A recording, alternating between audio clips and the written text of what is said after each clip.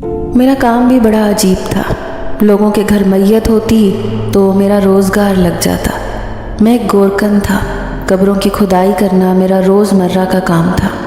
ہمارا گاؤں بہت بڑا تھا۔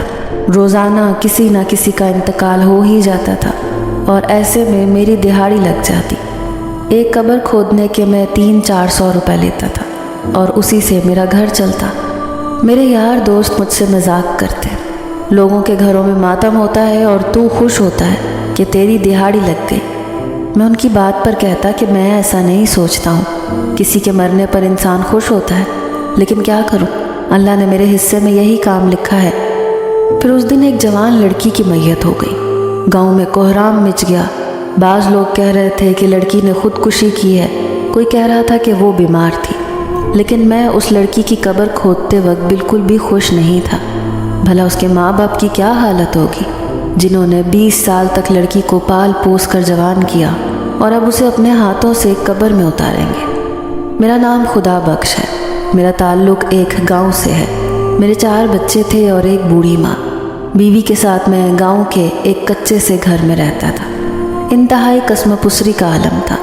کبھی کبھار دل چاہتا کہ یہ گاؤں چھوڑ کر کسی شہر چلا جاؤں، وہاں محنت مزدوری کرنے لگ جاؤں، لیکن میرا باپ ایک گورکن تھا۔ اس نے مجھے یہی کام سکھایا تھا۔ میں گاؤں میں مرنے والے لوگوں کی قبریں کھودتا اور ان سے بہت کم معاوضہ لیتا۔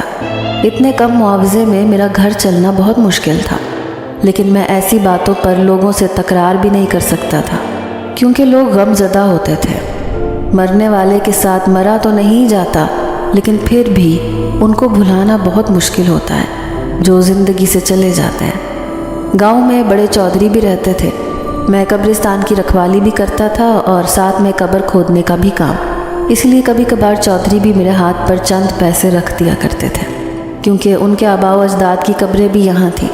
اسی وجہ سے وہ مجھ سے کہا کرتے کہ ہمارے بڑوں کی قبروں کا خاص خیال رکھنا ہے۔ میرے لیے ساری قبریں ایک ہی جیسی تھیں۔ سب کے مرنے والے بہت پیارے ہوتے ہیں۔ میں راتوں کو بھی اکثر قبرستان میں بیٹھا رہتا۔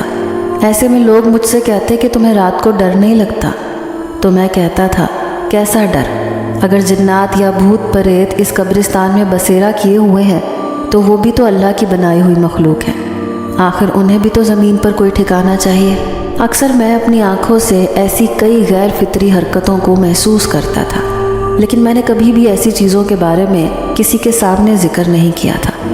اس دن گاؤں میں ایک جوان لڑکی کا انتقال ہو گیا۔ وہ بہت خوبصورت تھی۔ اس کے گھر والے بھی اچھے خاصے دولت والے تھے، زمین جائیداد تھی، لیکن لڑکی کا یوں اچانک مرنا، سارے گاؤں والے کسی صدمے کی کیفیت میں تھے۔ میں رات کو کرسی پر بیٹھا اونگ رہا تھا۔ سامنے ہی وہ قبر تھی جو تازہ پھولوں سے سجائی گئی تھی، ان کی مہک فضا میں بکھری ہوئی تھی۔ پھر رات کا 1 بجے کا وقت تھا جب میری آنکھ لگ گئی، لیکن اچانک ہی سرسراہٹ سے میری آنکھ کھلی۔ میں قدرے پیچھے کی طرف بیٹھا ہوا تھا، لیکن میرے ہوش اڑ گئے جب میں نے اسی تازہ قبر کو کھلا ہوا دیکھا۔ ایسے لگ رہا تھا جیسے اسے کھود کر اس کی لاش کو نکال لیا گیا ہو۔ میرے رونگٹے کھڑے ہو گئے۔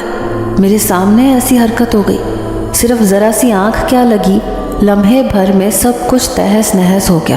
میں پاگلوں کی طرح ادھر ادھر دیکھنے لگا کہ آنے والا کون تھا جو اس جوان لڑکی کی لاش کو اپنے ساتھ لے گیا۔